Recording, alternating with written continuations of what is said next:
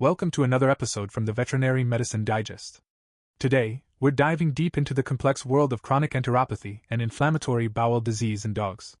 These are common and often challenging conditions characterized by persistent or recurrent gastrointestinal signs.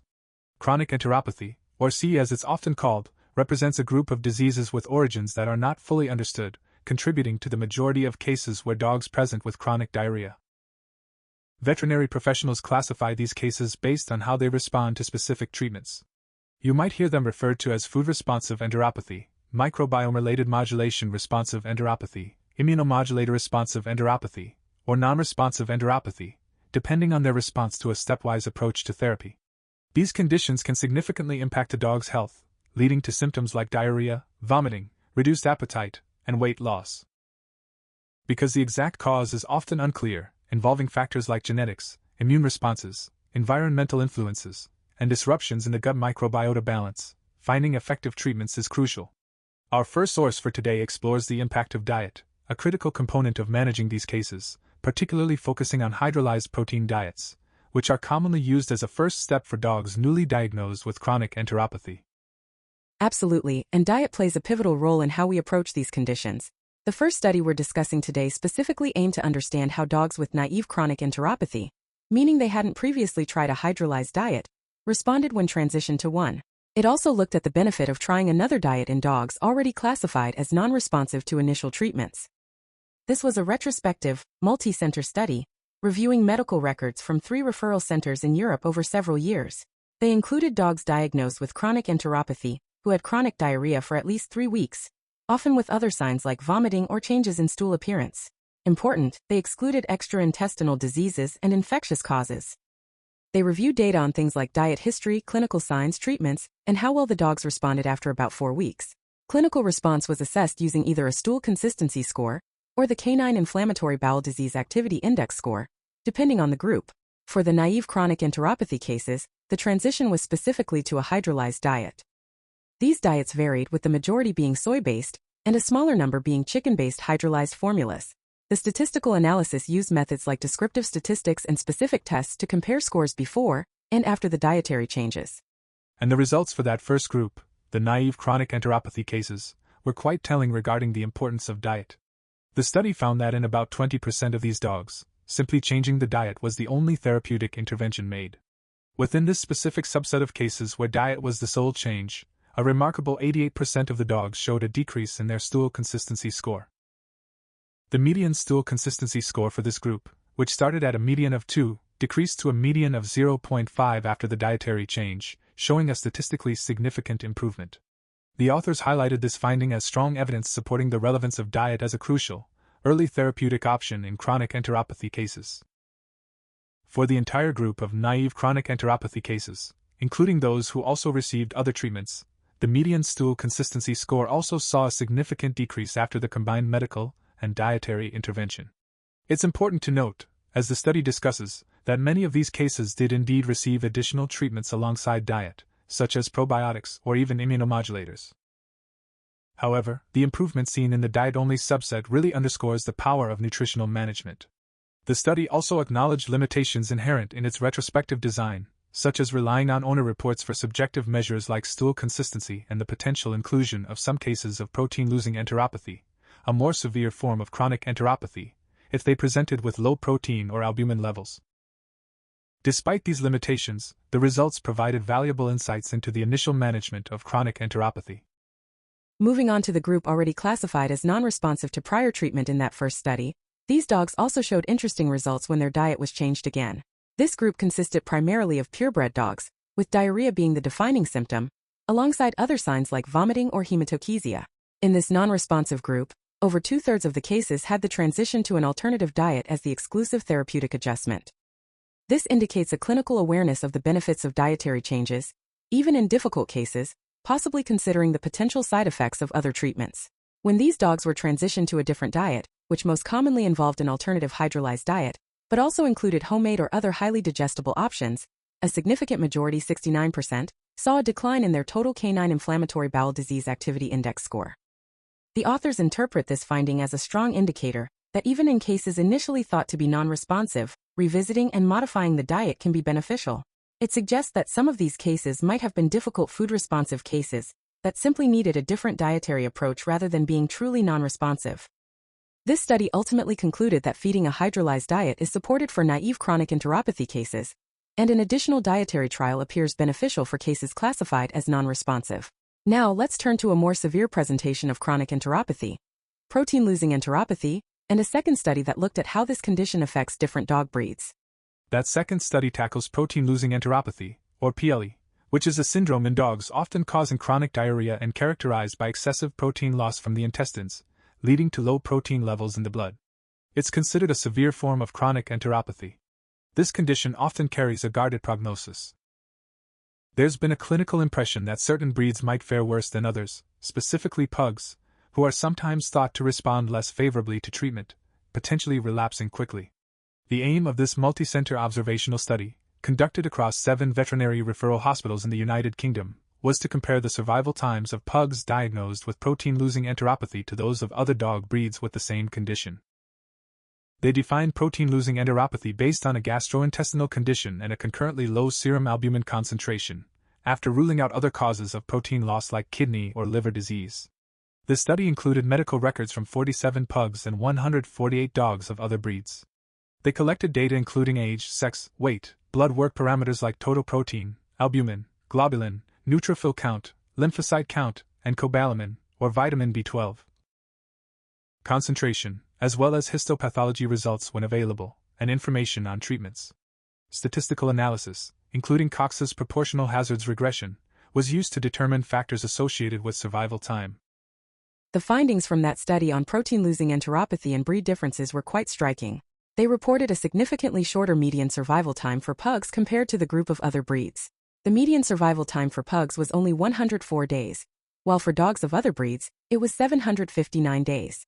Statistically, this meant that the hazard of death was nearly double for pugs compared to the other dogs in the study. Beyond breed, the study also identified other factors influencing survival. A higher neutrophil count in the blood was associated with an increased risk of death. On the other hand, a higher concentration of cobalamin in the serum and the administration of cobalamin supplementation were positively associated with a decreased hazard of death. Interestingly, the serum albumin and globulin concentrations at the time of presentation didn't significantly differ between the pug group and the group of other breeds. However, serum cobalamin levels were actually higher in pugs, possibly because fewer pugs had levels below the laboratory's reference interval compared to the other breeds. The study also noted a complex time-dependent effect of serum globulin concentrations on survival, where higher globulin was associated with a higher risk of death after a certain period. That significant difference in survival times highlights a potential breed predisposition or difference in disease severity, or treatment response for pugs with protein-losing enteropathy. The study suggests that this condition may indeed carry a worse prognosis for pugs compared to other breeds seen at these United Kingdom referral centers. The authors acknowledged several limitations, including the retrospective nature of the study, which meant they couldn't assess the duration or severity of clinical signs before the dogs were presented. Also, complete histopathology and imaging results weren't available for all cases, making the definitive diagnosis less clear in some instances. Furthermore, the treatments used were not standardized across the different referral hospitals, with a variety of immunosuppressive medications and diets being employed in different combinations. This variability made it difficult to perform meaningful statistical comparisons regarding specific treatment protocols or dietary strategies, although they did look at low-fat and hydrolyzed diets without finding significant differences in this study. The authors concluded that prospective studies, ideally randomized controlled trials focusing on specific diets and drug protocols, would be needed to determine the most effective management strategies for protein-losing enteropathy in dogs. This leads us nicely to our third source, which investigates alternative therapies like probiotics, building on the idea of modulating the gut microbiota, which has been implicated in chronic enteropathy and inflammatory bowel disease, as discussed in the first study. The third study specifically explored the potential benefits of using a combination of 2 probiotic strains, Enterococcus faecium Kimate-X and Lactobacillus plantarum Kimate-F, for managing canine inflammatory bowel disease. The researchers noted that canine inflammatory bowel disease is a chronic intestinal disorder linked to inflammation and an imbalance in the gut bacteria, known as dysbiosis. Traditional treatments often involve immunosuppressants and antibiotics, which can have side effects and contribute to antibiotic resistance. Probiotics, defined as live microorganisms that provide a health benefit when administered adequately, are gaining attention as potentially safe and effective alternatives. This study aimed to understand the mechanisms by which these specific probiotic strains, individually and in combination, might help alleviate inflammatory bowel disease in dogs. They used a combination of approaches, including laboratory tests to look at antibacterial and anti-inflammatory effects, and importantly, in vivo models using both mice and dogs with chemically induced colitis, which mimics features of inflammatory bowel disease. They also used advanced techniques like metagenomic sequencing to analyze changes in the gut microbiota composition and functional pathways, measured beneficial metabolites like short-chain fatty acids, and examined key host signaling pathways. Let's delve into what they found in that probiotic study, starting with the laboratory tests. Using an agar diffusion method, they showed that both Enterococcus faecium Kimate-X and Lactobacillus plantarum Kimate-F inhibited the growth of common intestinal pathogens like Escherichia coli, Salmonella enteritidis, and Yersinia enterocolitica. Lactobacillus plantarum Kimate-F demonstrated particularly strong antibacterial activity against these pathogens. In a cell model designed to mimic inflammation, both probiotic strains significantly reduced levels of inflammatory markers like nitric oxide and tumor necrosis factor alpha, although Kimate-X appeared to have a stronger effect in reducing these markers. When they moved to the in vivo mouse model of colitis, the probiotic combination showed significant protective effects. The mice receiving the mixed probiotics had significantly less weight loss, lower disease activity scores, a better spleen index, indicating less inflammation, and longer colon lengths compared to the untreated colitis group. The combination consistently showed the most pronounced improvements in these parameters compared to using either probiotic strain alone. The results from the canine model in that study were particularly encouraging for the potential clinical use of these probiotics. In the dogs with chemically induced colitis, the group treated with the combined Kimate-X and Kimate-F probiotics had significantly higher weight gain and lower scores for mental state, indicating improved well-being compared to the control group with colitis. Examining fecal samples, the probiotic-treated dogs had significantly lower water content in fecal scores, reflecting an improvement in stool consistency.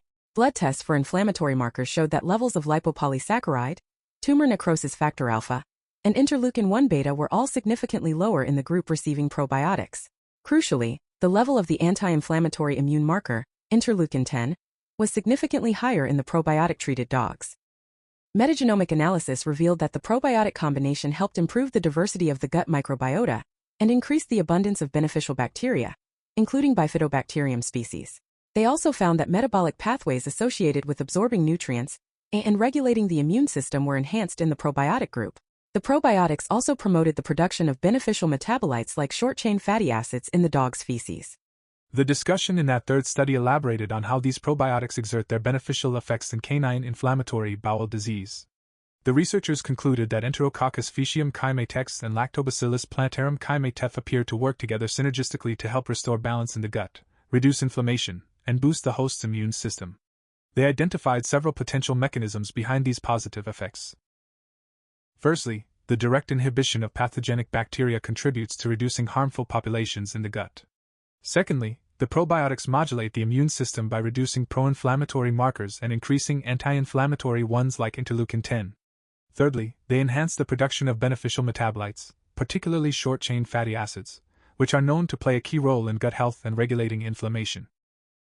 The study's analysis also showed interesting correlations between specific gut microbes, the production of short-chain fatty acids, and the levels of pro-inflammatory factors, suggesting a complex interplay that the probiotics influence. The authors also noted the importance of considering factors like dose and duration in probiotic therapy.